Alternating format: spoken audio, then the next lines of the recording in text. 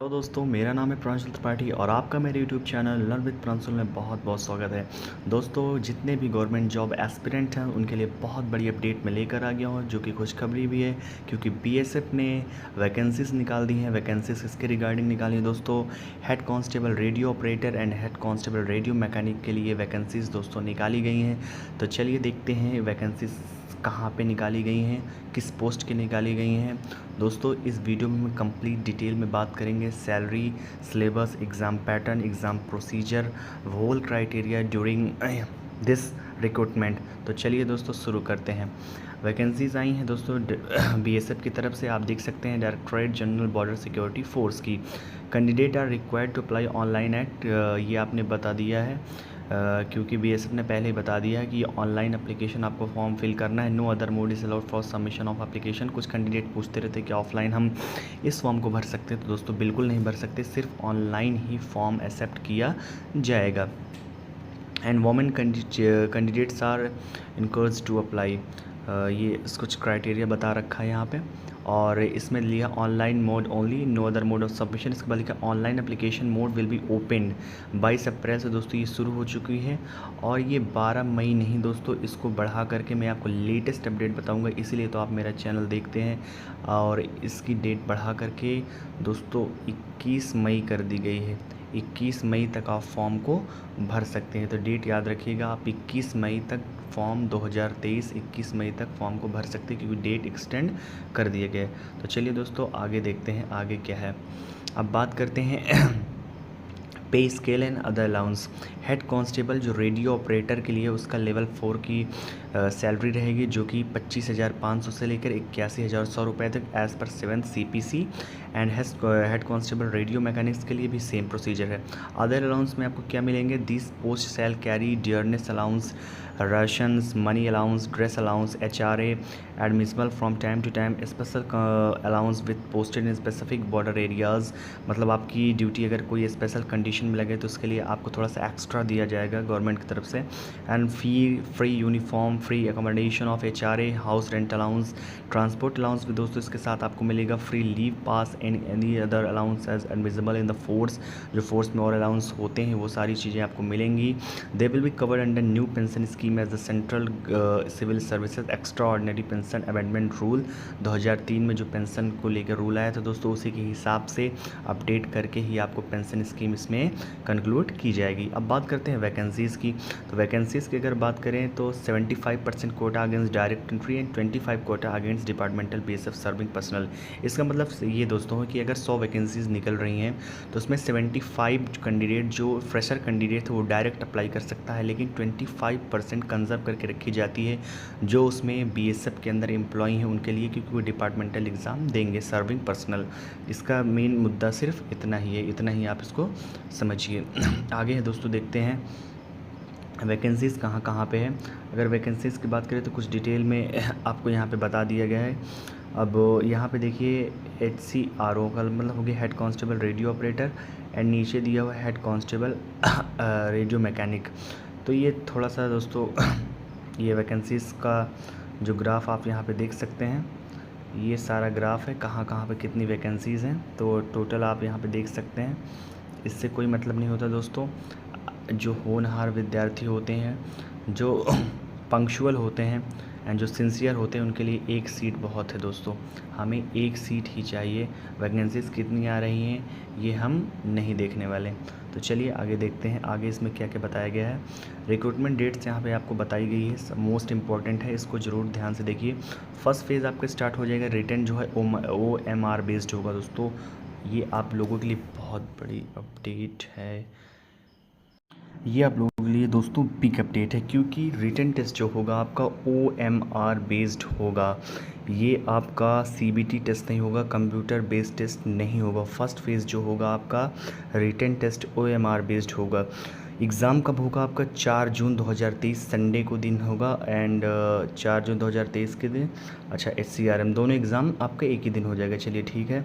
The date of holding the examination as mentioned above is liable to change at the discretion of Border security Force. दोस्तों ये जो date दी गई है ये change भी हो सकती है, यही चीज़ इसमें बताया गया है नीचे, ठीक है। अब बात आती है सेकंड फेज़ की, क्योंकि BSF बॉर्डर सिक्योरिटी फोर्स है तो फिटनेस पे बहुत ज़्यादा ध्यान दिया जाएगा। तो सेकंड फेज़ की बात करते हैं तो PST में फिजिकल स्टैंडर्ड टेस्ट, PET मतलब physical efficiency test, documentation.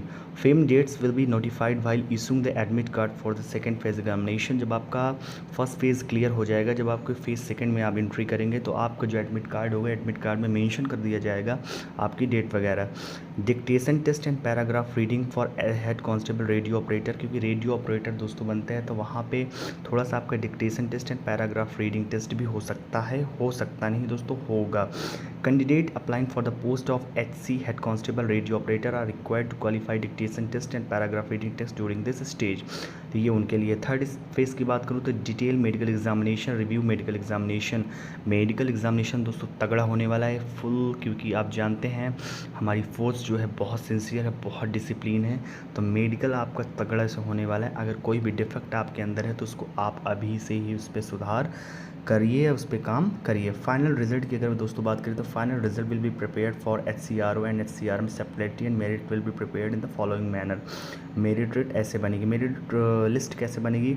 HCRO के लिए total marks obtain in the OMR based test and dictation test 50, यानी OMR टेस्ट जो होगा 200 नंबर का, डिक्टेशन टेस्ट 50 नंबर का, आउट ऑफ टोटल 250, यानी 250 नंबर में आपकी जो है मेरिट बनेगी, ठीक है। एंड HCRM का इसमें जो है 200 नंबर का होगा, इसमें डिक्टेशन टेस्ट नहीं होगा। अब दोस्तों चलते हैं आगे। अब बात आती है एलिजिबिलिटी कंडीशन। एलिजिबिलिटी कंडीशन क्या होनी चाहिए? हम लोगों ने जान लिया सारी चीज़ें। अब आपके अंदर एजुकेशनल क्वालिफिकेशन क्या होना चाहिए?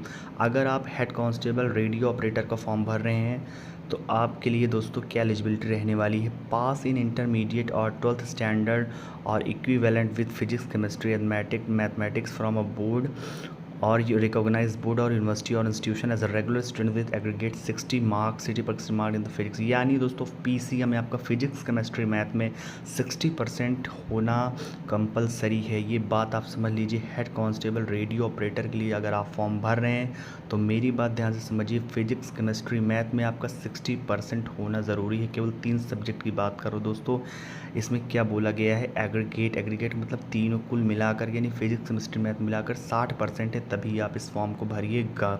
नहीं है तो बिल्कुल मत भरिए दोस्तों, वो आपको वहाँ पे पकड़ लेगा और वहाँ से आपको रेस्ट्रिकेट या भगा दिया जाएगा। अब बात करते हैं HCRM।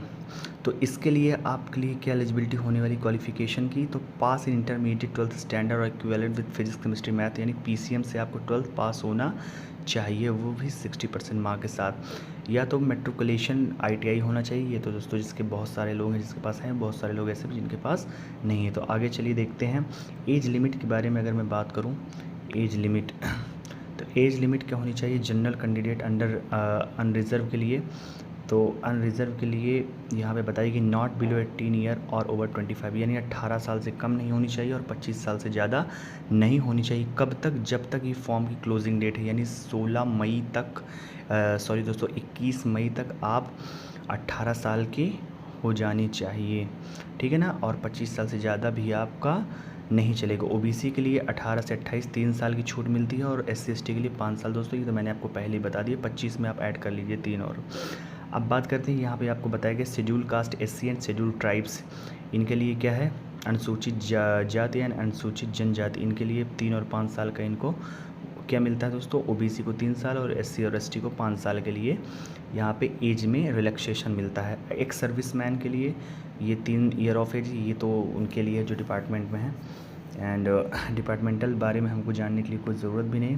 अब फिज़िकल स्टैंडर्ड की दोस्तों बात करते हैं, बहुत इंपॉर्टेंट है। फिज़िकल स्टैंडर्ड टेस्ट मानक क्या होना चाहिए? हाइट वेट वगैरह चेस्ट यहाँ पे बताया गया। हाइट आपकी 168 सेंटीमीटर होनी चाहिए। ध्यान से देखिए, मैं थोड़ा सा जूम आउट कर दूँ। हाइट जो है आपकी 168 सेंटीमीटर होनी चाहिए। The minimum standard as far as it relate to height may be relax by 3 centimetre from 168 to 160 response of.